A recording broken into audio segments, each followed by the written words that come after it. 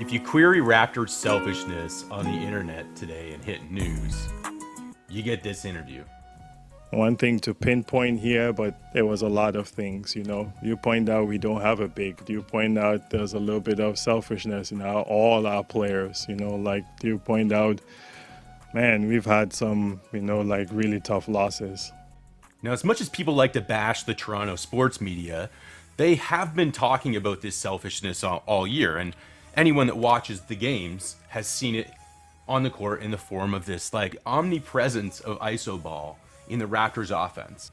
In this video, I want to pitch you that iso ball was a good thing, that it's not too late, and that it was an essential stepping stone and a wise one for the franchise to explore in lieu of a big man. And now we have to discuss what the benefits of all that iso ball are now that we have that true big man who scores like 70% of his shots in the paint and is an insane pick and roll man and an insane defender. Did you see him in that third game we played? Like, as the chemistry gets better and he learns the system, holy smokes, guys, we're infinitely better. And people talking about spacing, whoo, he creates it. This is not a problem with Jakob Poeltl on the court. It's only been 3 games, and it's not hard to see the Austrian hammer is going to affect this team. But again, I want to take this back to the context of iso ball, how it's been good, how Jakob will make all of that time spent on iso ball a dangerous, dangerous weapon. I don't know about you, but when Bobby said this, let's have all 5 guys look like him and OG and Pascal and all that, I immediately got visions of this 5 long arm monster lineup, and I would like envision this Hydra, this massive creature with agility and speed and all these things. In fact, the best Hydras had different threats from different heads. One would breathe fire and another one ice, poison, whatever, right? And we saw renditions of that Vision 6-9 version of the Hydra in the playoffs last year, and it had success. So we entered this season thinking, oh, we're infallible. But the truth is, the coaching staff knew that although we had some diamonds in the rough, they lacked polish. Can't even call like what we had like success. Well, like first round of playoffs, we got our butts kicked. Whether they wanted to have a center then or not doesn't matter. What matters is that they didn't have a center other than Koloko to test with, and they tested him out.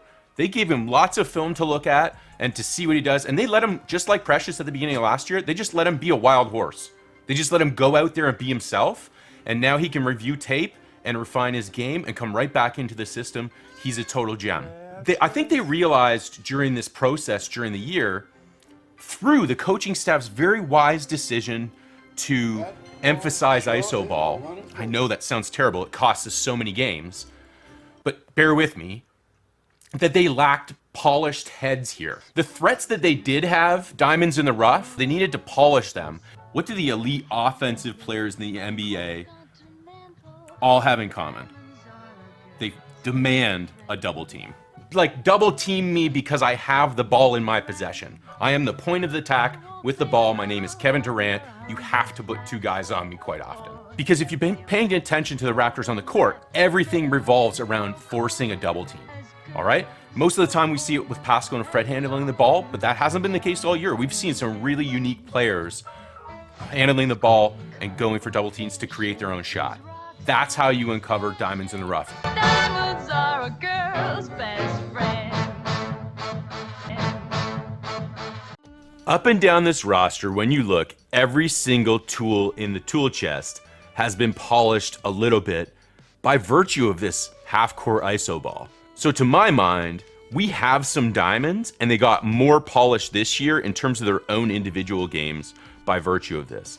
Now I want to bring you back to a concept of green lights, and I really explored it in this video that I made in the fall. So the first green light we saw all of last year, and even before that, all teams have this green light. Shoot the ball if you're open on the 3-point line. If you hit the odd 3-pointer, like Kem Birch in the playoffs last year, suddenly you're able to help us manipulate the opponent's defense. Because as soon as a defensive player has to take momentum and move it towards you with their body, inertia, right? You become a viable player on the court to us, and you get to your second read. Green light number 2. Can I take this now moving player who's moving towards me and use their momentum like a goddamn ninja against them and dribble drive past them. The second read is the dribble drive, and we're looking for those double teams. And this has cost us wins this year.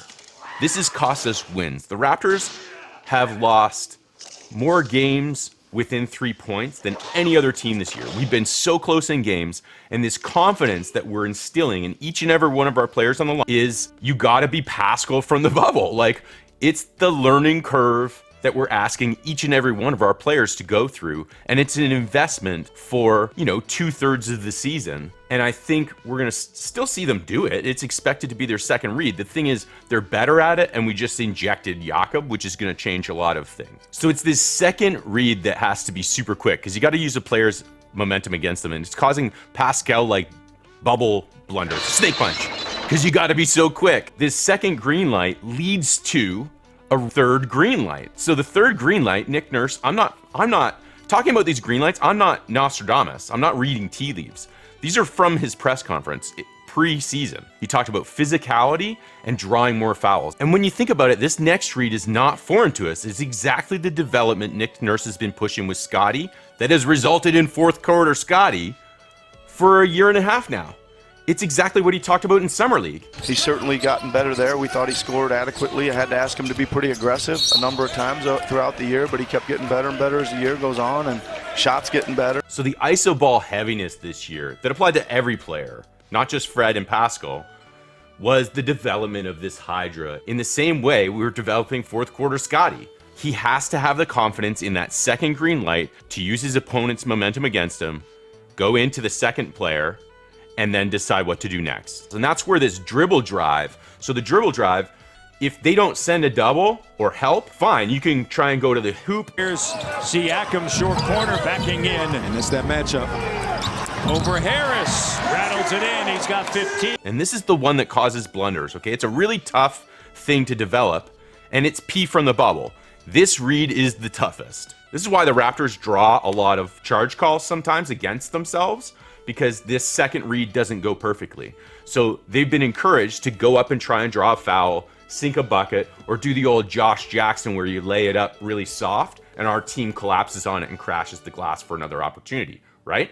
So that's your second read out of this. So the first read is shoot. Second read is, can I take my man's momentum and use it against him to cause a second man to also move? That's massive for our offense, okay? It gets them scrambling.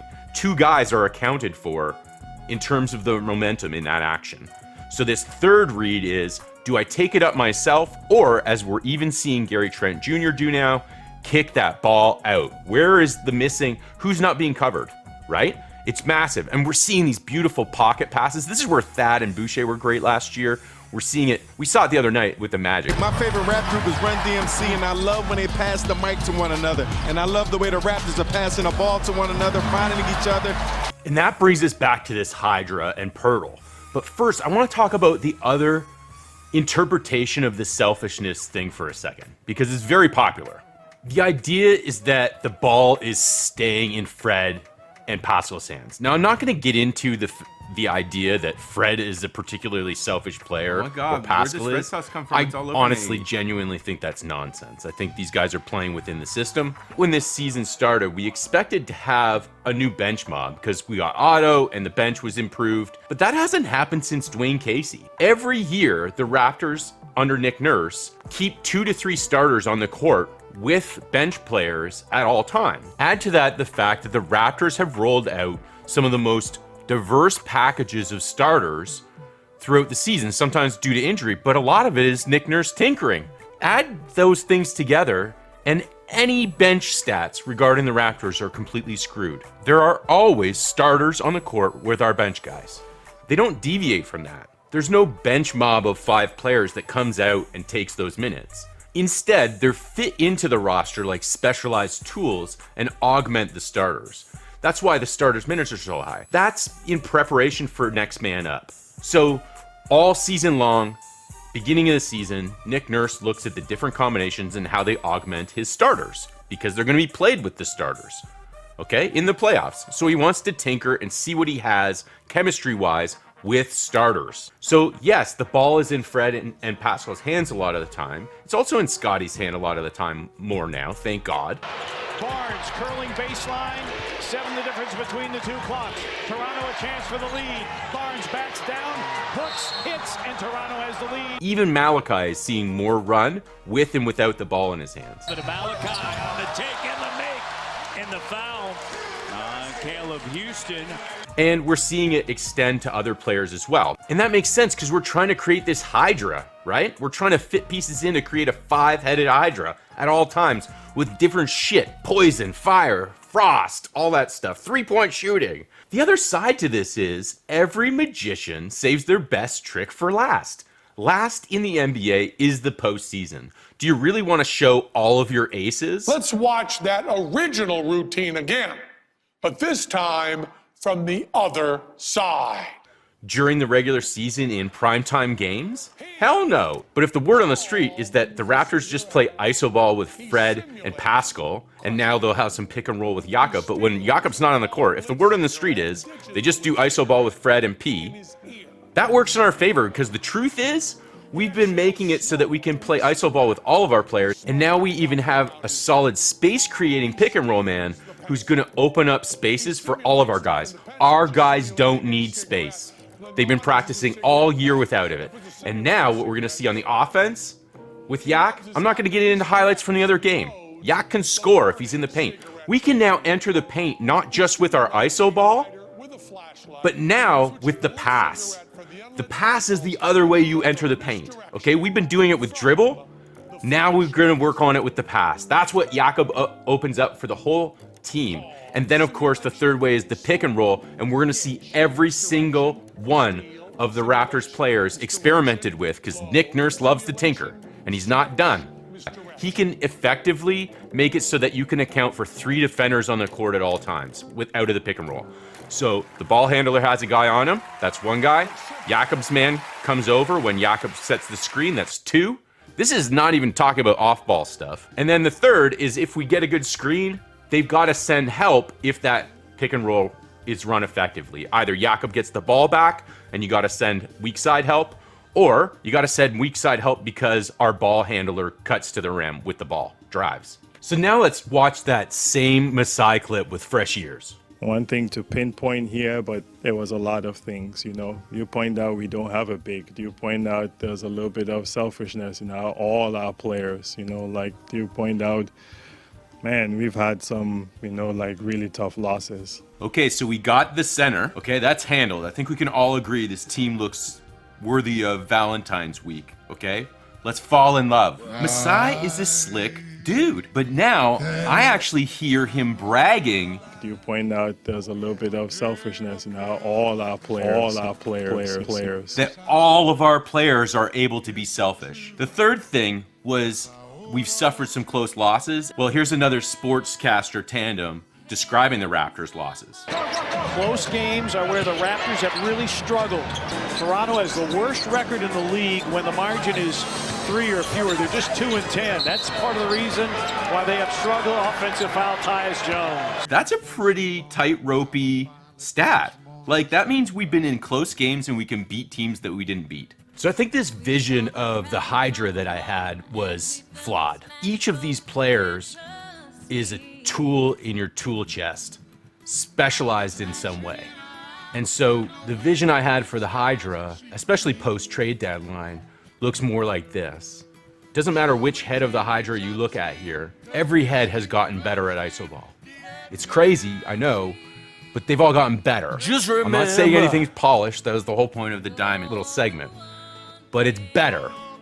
And now you add Yak, who, as a pick and roller, is going to add space to the court for us at command moments. And the Raptors are a tempo team. Everyone says they play with a lot of pace, but that's not fucking true. They play a lot of clock management and time of possession ball on offense. They control the time and space of the game. Push the ball with some level of pace. Do not start to make this become a half-court affair. Because if you do that, I think that's more of a Toronto Raptors game, and it's their strength. It's not the Grizzlies' strength. Yeah, Toronto plays at the 5th slowest pace in the NBA.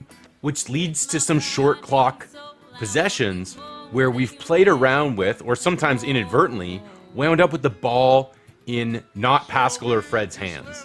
And yet, these other heads on the Hydra have all gotten better all year. Dunk the ball. Mentally. Dunk the ball. He's 7 foot. Dunk the ball. Dunk the ball. Next video, I'm going to take a look at the defensive things that Poeltl changes on the team and what's going to be left over. Why it was valuable to have all of this season without him. So it's not like we couldn't have used him before. I'm sure they would have liked to have him. But during the season, we learned some things not having him that are going to be very valuable. And we're going to take a look at the defensive side, just like we did that with the offensive side. So now I want to go around the Hydra, because we've updated the Hydra heads. And I want to go around some of my favorite combinations. Okay, so let's start with the one I'm most excited about. And that is, without a doubt, ball handler is either Scottie or Pascal. Poeltl's on the court. So there's 2 spots. Scottie or P could also be on the court representing the next thing, which is 3 long arm monsters. So ball handler, Scottie or Pascal, and then 3 additional long arm monsters. I'm super stoked for this set. It's like, I guess, our big package, and the combinations and the mismatches this is just gonna create for bully ball situations is gonna be fucking nuts. Also want to earmark one I'm especially excited for, and that's Precious with the ball on the perimeter and maybe Yak setting screens for him. Ugh, they had some moments on the court the other night that were just amazing. And on the defensive end, it's gonna be something special to behold. There's no fucking about. It's insane. So I know we value the Juans in terms of like fighting through screens on defense and on offense, but those big packages are going to be great. This is me versus you thing. And he goes up and meets the young fella, the rookie, and tells him to get that out of here. Okay, so let's get to the Juans, Fred, Gary, and Malachi, and I'm going to include Juancho and Joe Wieskamp in that. That brings us to the dribble handoff. For both teams here in the second half, here's Fred with a 3. Bucket and bucket as he knocks it down from West Kelowna. With the DHO, Fred and Gary are obvious. People have also talked about Malachi and how he's a pick and roll guy. I'm going to skip past him because it's probably true. We're going to see it. We're definitely going to see some run there. I'm going to mention Banton, who I can't remember if he's on my Hydra. Banton got some run the other night, and you'll probably see it again with Poeltl on the court. There were some spacing issues, but it'll definitely get tinkered with more. The ones I want to mention are obviously Joe Wieskamp with the chemistry thing. If you saw the video the other day, I actually saw one by the same Robert Misovich we talked about the other day. He added on Thad Young to that chemistry list from San Antonio, from the chemistry class there. So there's chemistry there. But anyway, watch for Joe coming off, dribble handoff with Jakob as well. And then I want to talk about Juancho, because I'd like to see it tinkered with, and I would be shocked if we didn't see it, because we got Juancho partially because he was running an offense that was one of the top in the league last time he played for another team. And that was with Quinn Snyder's Utah Jazz before they blew it up. And Juancho, the end of last season, was just looking insane. So cuts and all that stuff, all the stuff he does well, great. As a role player, great, but what Quinn Snyder was untapping with Juancho was something to behold. As a parting thought, I leave you with this. The ISO ball that I tried to use car salesman into you believing was a good investment. I think you're gonna get to the beginning of next season and you're gonna think it's long in the past, and then they're gonna go right back to it tinkering. We're gonna keep polishing those diamonds to get some serious diamonds in the rough, really able to function at getting their own shot. And it's going to become a staple of Nick Nurse's coaching staff. Remember, when they bobble the ball, it's all about the Larrys, and it's an investment. Cheers. You can stay around after for some clips of Juancho from his time with the Jazz, and I'll see you in the next video. Diamonds are a girl's best friend. Clarkson, Hartenstein with a block. Monroe gives it up, and Anna Gomez! In the first half of tonight's game. Butler made a 3 a moment ago. This one's off. Hernan Gomez, though. Fortuitous bounce off the hands of Dinwiddie to Hernan Gomez, and he's going to take it to the rack. Some openings there. Perry nearly stole it. Royce O'Neal wide open. 3 comes up short. Hernan Gomez everywhere. Yeah. Insert Jakob Poeltl. Type of energy you have to have in the postseason. Goes inside, wraps it up and in. How about Clarkson now. Clarkson, a little floater, comes up short. Another chance here for Utah. Here's Hernan Gomez. And Jazz team going into the playoffs. when they've had their starting five together this year, 27 and 11. And Gomez. Last 27 seconds. Hernan Gomez. Suns raced out of the game to build a double-digit lead, leading by as many as 13. And they'll knock a few of those down. Clarkson gives it a deep run. Nice rebound. Hernan Gomez. Shot clock hits 27. Pardon me, game clock. Hernan Gomez. 27. 7 to get a shot away for Utah. Shot can go drop. Conley, dish it, put it up. What bounce? To be able to absorb that contact, stay concentrated, and still with a soft touch, knock it in. Hernan Gomez, bullseye. Well, with this lineup, they're trying to play small with Winnie and Gabriel at the 5. They're going to switch everything defensively. Insert Jakob Poeltl. This worked well for them in the first 2 meetings this year, but that was with Juan's got a mismatch in the paint. They're looking at it. Insert Jakob Poeltl. Hernan Gomez finally drops it over the top. Cutter again and one. Kawhi, don't you think sometimes Juancho's the best player on our team? What? This is Chef's Kiss approved. Mwah!